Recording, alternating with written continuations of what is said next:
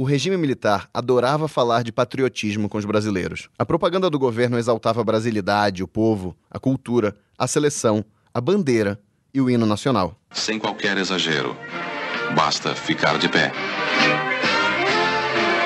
Com tanto hino pra cá e bandeira pra lá, pelo menos parte de quem não gostava do governo passou a implicar com os símbolos nacionais, que passaram a ser associados à própria imagem da ditadura. Leve a bandeira no Dia da Pátria. Cante com amor o hino nacional. O resultado disso era que muita gente na oposição não queria nem saber de cantar o hino nacional. Eles falavam que aquilo era uma patriotada. Era um belo de um prato cheio pro regime dizer: ah lá, esses oposicionistas, vocês estão vendo que eles nem amam o Brasil, né? Esse raciocínio funciona muito no começo dos anos 70, mesmo a época em que o governo esmaga com relativa facilidade os grupos de esquerda que faziam oposição pelas armas e queriam não estabelecer a democracia, mas substituir a ditadura militar por uma ditadura socialista. Só que as coisas vão mudando ao longo dos anos 70. A economia do país perde seus ares milagrosos e o governo vê seus apoios sumirem. A oposição que andava recolhida, assustada, perdida mesmo, volta a crescer, também aproveitando as brechas que o regime ia permitindo.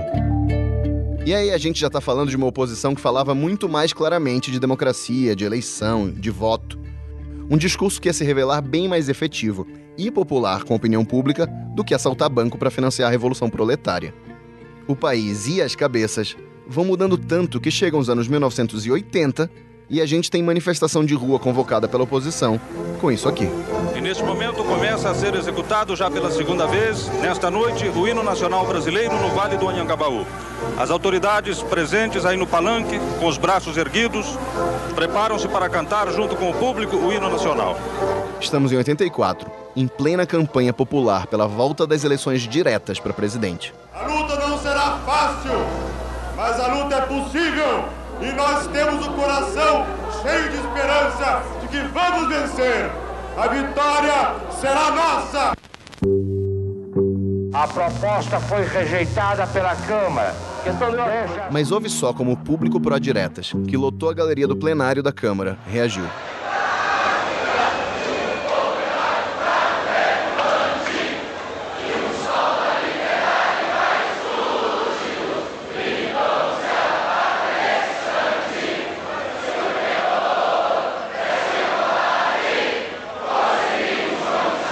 O hino tinha voltado a ser abraçado por todos os brasileiros.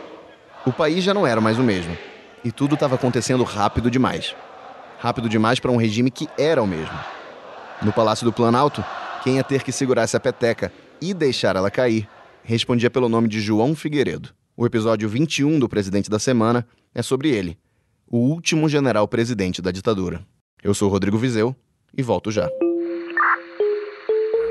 Trabalhadores do Brasil. O Brasil tem instituições democráticas sólidas. Confio nos meus aliados. O vice-presidente, um homem com grande capacidade de dialogar. Criação de uma nova moeda, o cruzado. Não renunciarei. Repito. Não há razão para ser pessimista. Absoluta convicção, eu digo, este país vai dar certo. No fim dos anos 70, Ernesto Geisel precisava escolher quem ia continuar tocando o tumultuado processo de abertura política da ditadura. O presidente achava que, antes de o poder ser entregue a um civil, as Forças Armadas ainda precisariam ser mais enquadradas. Então ele dizia: a solução ainda teria que ser um militar, e dentro da área militar, quem se sobressaía era o Figueiredo. O Geisel optou por não ousar e decidiu que o sucessor ia ser o chefe do Serviço Nacional de Informações, uma figura próxima, que ele considerava confiável, com quem o presidente compartilhava segredos, como aquele aval à política de execuções de subversivos, como aparece no documento da CIA, que eu mencionei no episódio do Geisel. Outro que apoiou a escolha foi o Golbery Couto e Silva, articulador da abertura, que inclusive continuou na chefia da Casa Civil do novo governo. O Figueiredo já habitava a cozinha do poder desde 1969, quando ele foi chefe do gabinete militar do Médici. Eu conversei sobre o protagonista deste capítulo com a historiadora Ângela Moreira, do Centro de Pesquisa e Documentação da Fundação Getúlio Vargas. Ele era uma espécie de poste do Geisel? Não sei se eu chamaria de poste do Geisel, mas ele já era uma figura militar que transitava ali no governo Geisel bastante. Com isso gera descontentamento entre outros generais que ansiavam também, que tinham pretensões, né, a serem candidatos à presidência, ou pelo menos serem escolhidos, aventados como um possível presidente da República, e tem uma questão meio que burocrática no âmbito do funcionamento do próprio Exército, que era o fato de que o Figueiredo ele não era um chamado general 4 estrelas. O Figueiredo, ele, depois, né, de um tempo de escolha do Geisel, ele é alçado a um presidente, a um general de 4 estrelas para ser passível, né, de futuramente ser presidente da República. Então ele era uma figura de confiança do Geisel, né? Não surpreendeu, de certa forma, o fato de ele ser eleito presidente da República. Com esse convívio diário com 2 presidentes e o conhecimento detalhado da máquina do Palácio do Planalto, o Figueiredo parecia a pessoa certa para tocar a distensão de acordo com os planos do regime. Em mais uma eleição indireta, o general e candidato da Arena venceu com 355 votos, contra 226 de Euler Bentes Monteiro, também general, mas lançado pelo MDB. Mais que um burocrata palaciano, o Figueiredo era um baita de um personagem. E para entendê-lo, eu volto para o começo da história dele.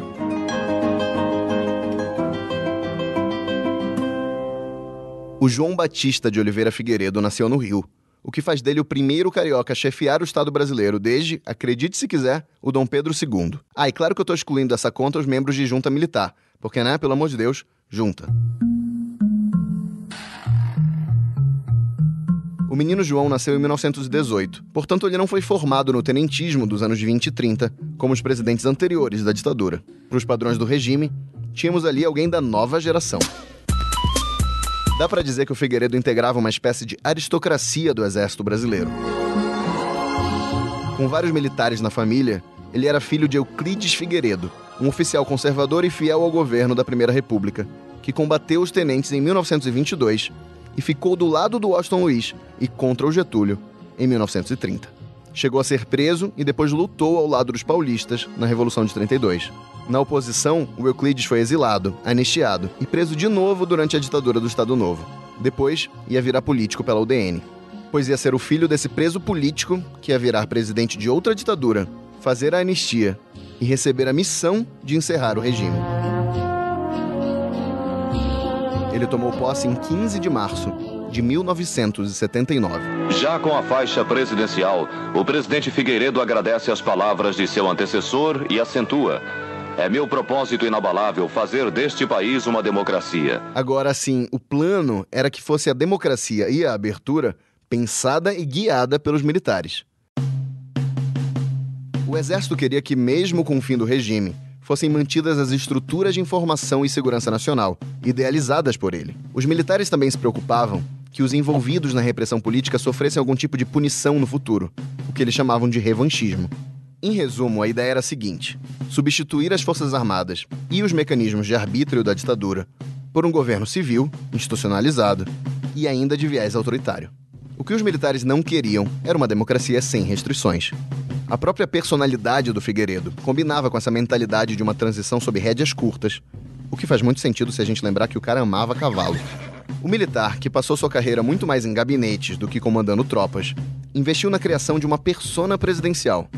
Embora sofresse muito de dor na coluna e tivesse problemas cardíacos graves, o que lhe rendeu alguns afastamentos do poder para se tratar, o Figueiredo gostava de exibir uma imagem de cavaleiro atlético, bronzeado, que se deixava fotografar de sunga e tênis.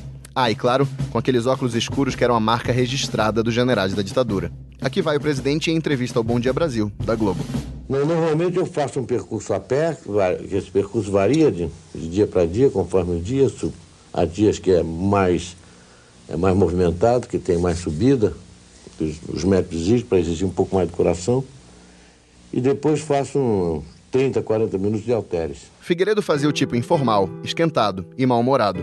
Ou para quem preferia adjetivos mais duros, boçal e vulgar mesmo. O cara deixou uma coleção de frases para a posteridade. Em uma de suas recuperações por problemas de coração, ele falou assim: quando eu estou com vontade de bater em alguém, é sinal de que eu estou melhorando. E eu já estou com vontade de bater em uma porção de gente. Ele também disse: estou melhor, tanto que já estou com vontade de dizer palavrão. Sobre a abertura do regime, ficou famosa a frase: é para abrir mesmo. E quem quiser que não abra, eu prendo e arrebento. Sobre a inflação, Figueiredo disse que se ela fosse um cavalo, ele já teria domado. E ainda sobre cavalos, em uma de suas frases mais célebres, ele foi perguntado por um jornalista sobre o cheiro do povo e respondeu da seguinte maneira: para mim, era melhor o cheiro do cavalo. A língua presidencial não poupou nem a capacidade de votar dos brasileiros. Em uma conversa com estudantes, o general disse o seguinte: e vocês me respondam, o povo está preparado para votar? Vejam se em muitos lugares do Nordeste o brasileiro pode votar bem, se ele não conhece noções de higiene. Aqui mesmo em Brasília, eu encontrei outro dia num quartel um soldado de Goiás que nunca escovaram os dentes e outro que nunca usaram um banheiro. E por aí vocês me digam se o povo está preparado para eleger o presidente da República.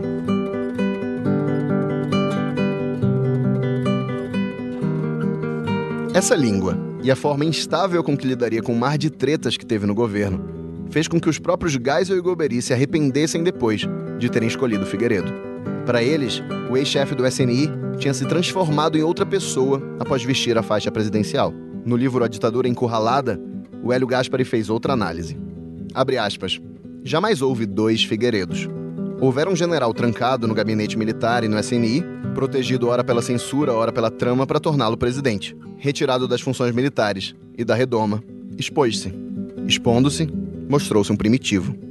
Fecha aspas.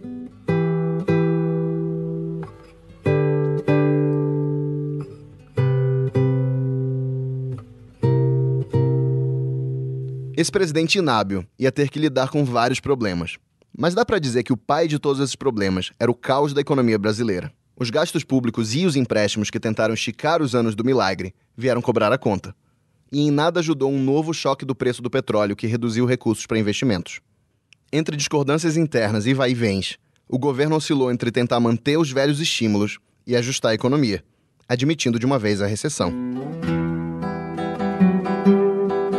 A inflação foi de 77% ao ano em 79 para 235% em 85. A dívida externa quase duplicou de tamanho no governo Figueiredo, chegando a 105 bilhões de dólares em 85. O PIB até que chegou a crescer bem no começo da gestão dele, mas aí depois a economia diminuiu mais de 4% em 81 e quase 3% em 83. Há um certo pessimismo para 83, quer dizer, as pessoas parecem que estão querendo enfrentar muito ano. Há quem esteja desejando ao outro feliz 84, como se fosse possível pular por cima de 83. Como é que o senhor está vendo isso? Eu estou vendo que, infelizmente, não vai ser possível pular por cima de 83. Nós temos 3 anos de seca. Viemos de 2 crises do petróleo. Viemos de 2 anos de juros que passaram de 18%, chegaram a 18% a 20%. As perspectivas não são boas. Está todo mundo atemorizado. Quer dizer que nós vamos ter que enfrentar esse ano mesmo na base daquela economia de guerra que há 2 anos... Há 2 anos eu dizia que nós tínhamos que enfrentar um regime de economia de guerra. Muita gente achou graça, outros acharam exagero. Está aí a economia de guerra. O governo teve que correr para o FMI.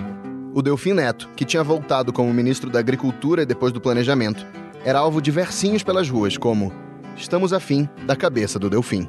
Ele também foi alvo de denúncias de irregularidades, o que ele sempre negou. O governo Figueiredo, ele herda as consequências do que foi o chamado milagre econômico, que foi um projeto político econômico. Então, isso gerou, posteriormente, isso a gente observa já bem melhor, já no governo Geisel, mas de modo mais visível no governo Figueiredo, um montante gigantesco da dívida externa que o Brasil não dava conta de pagar, um déficit muito grande do chamado balanço de pagamentos, né, uma queda muito grande no crescimento do PIB, e o que é o elemento mais observado assim, nesse momento que marca o governo Figueiredo, com um retorno de índices inflacionários muito grandes e que gerou grande recessão.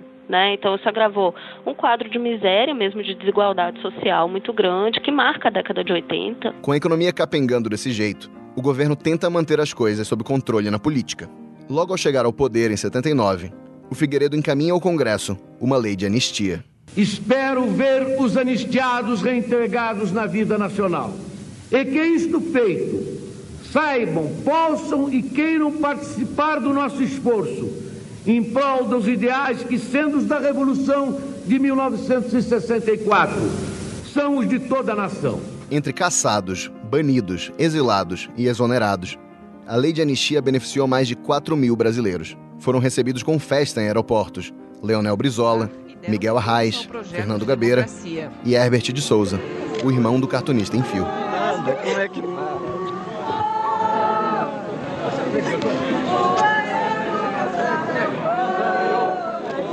Peraí, meu. Vai avançar. A anistia foi limitada, restrita e recíproca. Ela excluiu do benefício condenados por ações armadas contra o regime e incluiu no benefício, de acordo com a interpretação em vigor do texto da lei, agentes de repressão envolvidos em tortura, execuções ilegais e desaparecimento de cadáveres. A sociedade civil se organiza, né, em prol de anistia, com uma bandeira de anistia ampla, geral e restrita. Né? Então, é um movimento importantíssimo da sociedade civil que força, de certa forma, o governo a tentar lidar com a situação. Ele tem que lidar com isso por conta de movimentos civis que ganharam as ruas, e é importante destacar o papel das mulheres nesse movimento, mulheres ativistas, mães, esposas, filhas, ex-presas políticas, simpatizantes. Então, esse é um movimento que tem um perfil feminino muito grande, e o governo tem que apresentar um projeto de lei, e o projeto de lei, né, com relação à anistia aprovado no Congresso Nacional tem mais a ver com o projeto do governo do que o projeto ansiado ou apresentado pela sociedade civil. A lei, ela deveria, ela concederia o benefício da anistia a pessoas que de 1961 a 1979 tivessem cometido crimes políticos ou conexos a esses crimes,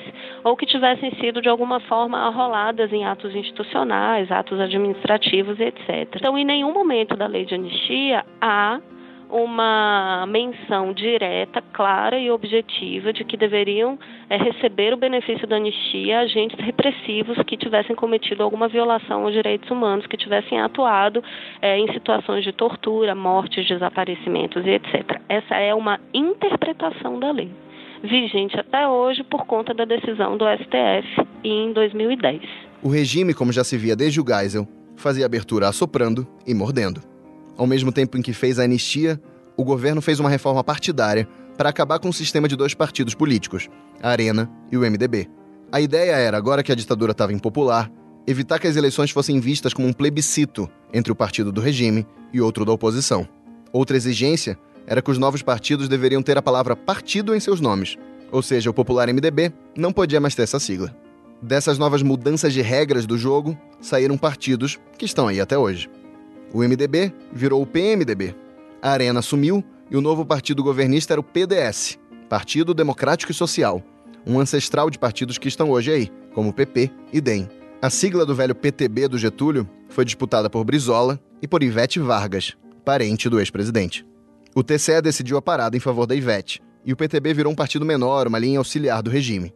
O Brizola e os trabalhistas históricos criaram então o PDT. Também surgiu naquela época um partido pequeno, mas bem barulhento, o Partido dos Trabalhadores, o PT. O PT reuniu sindicalistas, acadêmicos, a esquerda católica e ex-membros de grupos da esquerda armada. A história do partido tem tudo a ver com uma das maiores dores de cabeça do regime militar, na virada dos anos 70 para os 80, o ressurgimento do sindicalismo e as greves na região do ABC paulista. Desde 78, os operários de São Bernardo do Campo e das cidades vizinhas faziam sucessivas paralisações e comícios contra o governo e por melhores salários. Ficaram famosas as assembleias sob a liderança do migrante pernambucano Luiz Inácio da Silva, que tinha o apelido de Lula. Quem é que quer a greve segunda-feira à meia-noite? Eu gostaria até que vocês levantassem o braço outra vez. Ficassem com o braço levantado, que é para todo mundo ver o que os trabalhadores de São Bernardo e Diadema querem. As greves foram alvo de repressão da PM do então governador Paulo Maluf, e um operário chamado Santos Dias foi morto por um tiro disparado pela polícia. Aí a gente chega a 1980 e tem mais uma greve. E o governo federal bota helicópteros do exército para sobrevoar a reunião dos sindicalistas. O sindicato foi ocupado pelos militares e os líderes grevistas foram presos por um mês. Entre eles estava Lula, à época com 34 anos. Aí pensa nesse cenário: greve, mais oposição, anistia. Quem não estava gostando desse novo Brasil confuso e caótico era a linha dura das Forças Armadas.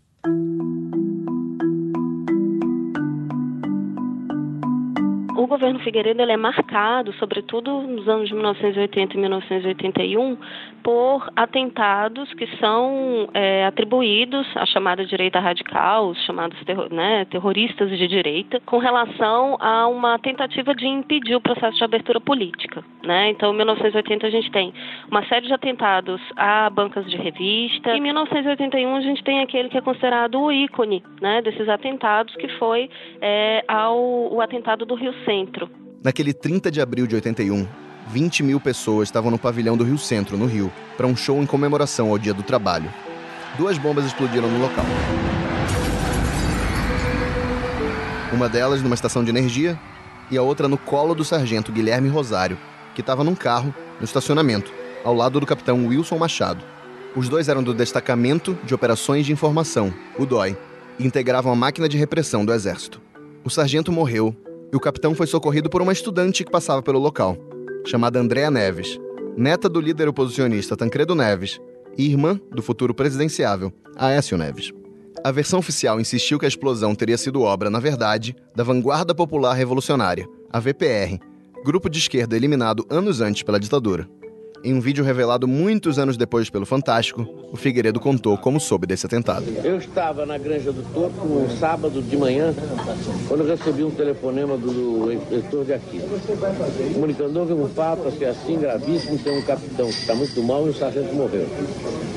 Eu virei para ele e disse: até que enfim os comunistas fizeram uma bobagem, só nós é que fazemos bobagem, agora eles cometeram. Eu creio que os comunistas tinham porta-bomba no carro ali. Meia hora depois telefonaram para mim. Não foi o Heitor. Presidente, há indícios de que foi gente do nosso lado. Eu digo barbaridade. Entre versões e suspeitas, a investigação do Rio Centro nunca chegou a punições. Mas a imagem do regime ia pagar um preço alto por aquilo.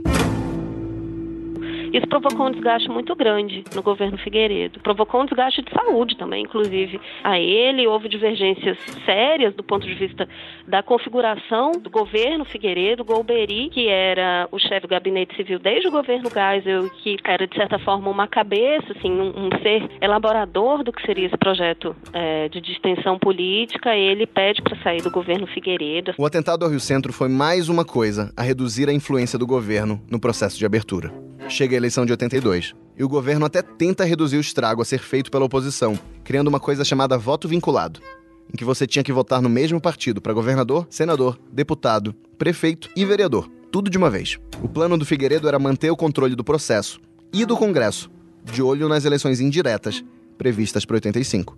O PDS governista elege 12 dos 22 governadores, mas o PMDB não vai nada mal. O partido leva São Paulo, com Franco Montoro, e Minas, com Tancredo. No Rio, vence o PDT, com Brizola. O governo até mantém o controle do Senado, mas a oposição faz maioria na Câmara. É um governo de transição e já é um governo que mostra um desgaste mesmo, né? As eleições de 1982, elas deixaram isso muito claro. A quantidade de votos que o PMDB conseguiu da população mostra um desgaste do próprio governo militar. A vitória eleitoral, a crise econômica e tudo mais iam deixar a oposição toda saidinha. Um deputado meio desconhecido de Mato Grosso, chamado Dante de Oliveira, apresentou então, em abril de 83, uma proposta de emenda à Constituição para estabelecer eleições diretas para presidente da República. No começo, ninguém deu muita trela para isso, mas com o tempo, a ideia foi sendo abraçada pelo PMDB e pelo resto da oposição. A campanha das diretas começou com um comício de 5 mil pessoas em Goiânia, em junho de 83, se espalhou pelo país e chegou a reunir em São Paulo 1,5 milhão de pessoas, segundo o que foi divulgado, ou 400 mil, de acordo com os cálculos do Datafolha. O comício em São Paulo seria o maior ato político do país, até ser superado em 2016 pelas 500 mil pessoas que tomaram a Avenida Paulista, contra Dilma Rousseff. Mas em 84, lá estavam juntos petistas, PMDBistas e futuros tucanos. Tinha Ulisses Guimarães, líder do PMDB, que era apelidado de Senhor Diretas. Sim, as eleições diretas, já! Também tinha o Fernando Henrique Cardoso, outro do PMDB. A luta não será fácil, mas a luta é possível. E nós temos o coração cheio de esperança de que vamos vencer. Tinha o Lula, do PT. Liberdade, liberdade, abre as asas sobre nós e restabelece nesse país as eleições diretas para que o nosso povo possa ter o direito à sobrevivência. Tinha aqui o Tancredo, outro do PMDB, e tinha o Brizola, do PDT. É o melhor para o povo brasileiro! Por que não agora? Por que não já? Além dos discursos e do hino, muita música foi composta para celebrar as campanhas da Direta Já, que foi abraçada pelos jornais, como a Folha, e pela população, que saía às ruas, vestida de amarelo. A campanha instalava placas pelas principais cidades do país, para expor a posição dos congressistas. Alô, povo brasileiro! O negócio é indireta! Não! O negócio é direta!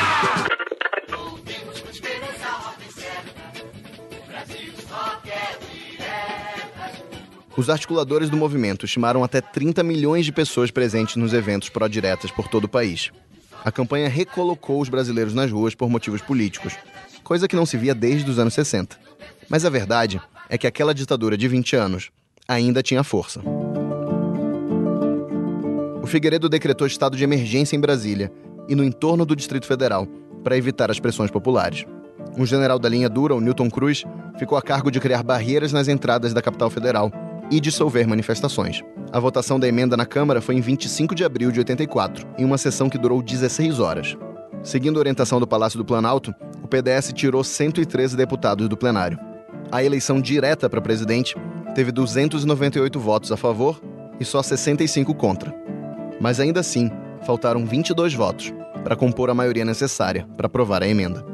O país se resignaria, então, à eleição indireta. E para essa, do lado da oposição, perde protagonismo Ulisses Guimarães e ganha espaço o governador mineiro Tancredo Neves, um político radicalmente moderado e capaz de acalmar os temores no exército e atrair apoios na base governista. Do lado do PDS, a essa altura já muito enfraquecido, começa uma disputa para quem vai ser o candidato, e o vitorioso é o Paulo Maluf, ex-governador e então deputado. A escolha do Maluf rachou o PDS, levando à renúncia do presidente do partido, o senador José Sarney. Pela unidade do partido, pela necessidade que se tem de se fazer essa unidade. Eu hoje já não tenho as condições necessárias para promover esse trabalho.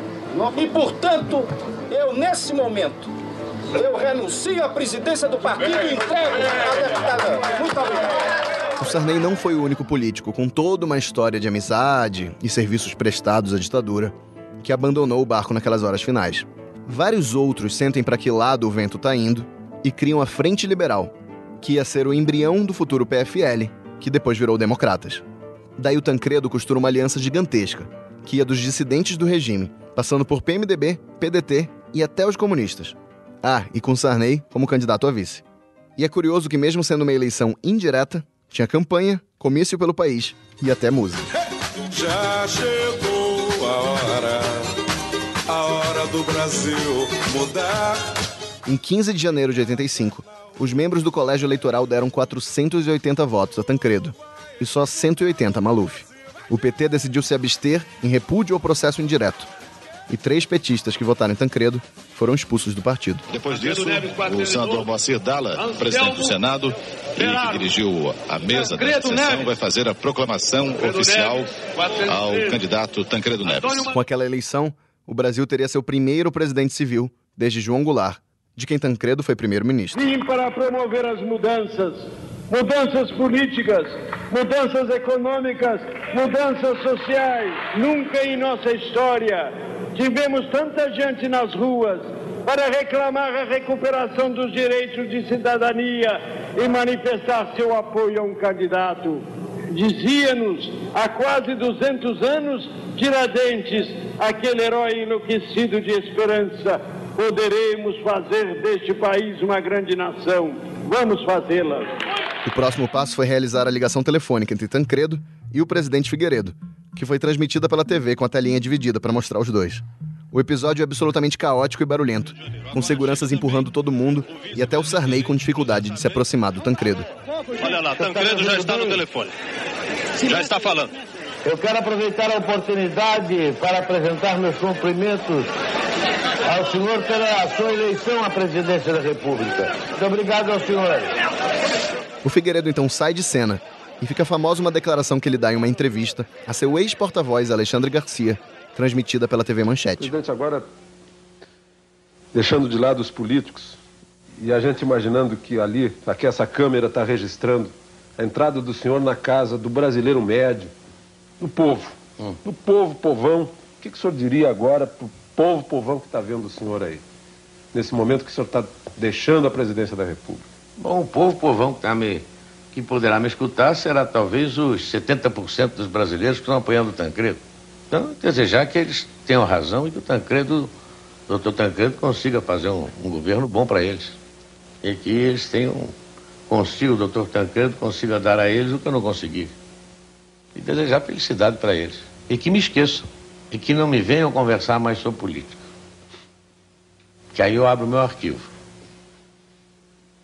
O senhor tem cartas e papéis guardados?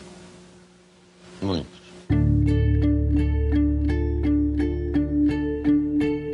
Quando a gente pensa, né, um pouco na mentalidade ou numa ideia sobre o que foi o governo Figueiredo, há algumas associações que são imediatas, né? Uma delas tem a ver com a própria imagem do Figueiredo, de um presidente sisudo, de um presidente avesso, de certa forma, a diálogo, muito porque a sua imagem política e de trajetória como militar também está associada ao seu trabalho no Serviço Nacional de Informações, no SNI, e por conta de uma declaração que ele daria pedindo que a sociedade o esquecesse, né? Então ele não é visto como uma figura muito carismática, até porque o seu governo antecede ao primeiro governo de um presidente civil pós-ditadura, ainda que tendo sido eleito indiretamente, né? Então a figura do Figueiredo ele está ali muito amalgamada, de certa forma, aquilo que a sociedade ansiava e demandava com relação à abertura política de fato, a possibilidade de eleição para uma representação democrática, uma representação direta, né, uma representação via voto direto, que não acontece no seu governo. Sua figura política é constituída também por conta dessa frustração da sociedade civil. O governo Figueiredo ele fecha 21 anos de regime ditatorial comandado por militares, sobretudo por militares do Exército, que deixam um país com uma inflação, um passivo altíssimo de inflação, desigualdade social, um passivo também muito grande, que é o de anistiar agentes repressivos do Estado. Fora da presidência, até que o Figueiredo deu uma boa sumida. Mas ele reaparecia de tempos em tempos. Numa entrevista ele disse que, abre aspas, se as Forças Armadas tiverem que intervir, vão fazê-lo. Porque não vai depender do que estiver escrito na Constituição. Vai depender do que estiver escrito no coração de cada brasileiro. Fecha aspas. O nome dele também chegou a ser cogitado por antigos aliados como possível candidato à presidência para as eleições de 89 e 94. A partir de 95, o velho general começa a ficar com a saúde muito debilitada, chegando a ter quase uma perda total de visão. Ele passa seus últimos anos isolado, em seu apartamento no Rio, com problemas cardíacos e de coluna. Ele recorre a uma cirurgia espiritual para tentar aplacar a dor.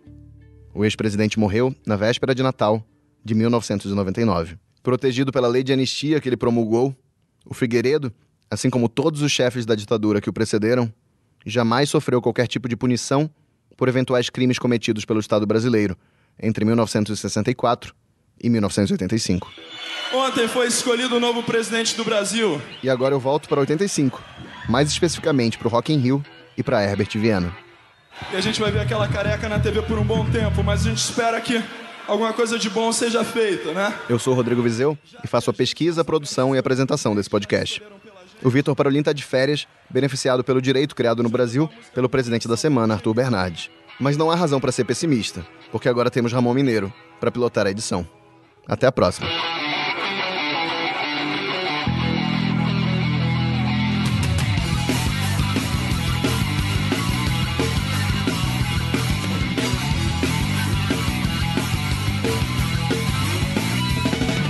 A gente não sabemos escolher presidente, a gente não sabemos tomar conta da gente, a gente não sabemos nem escovar os dentes. Tem gringo pensando que nós é indigente.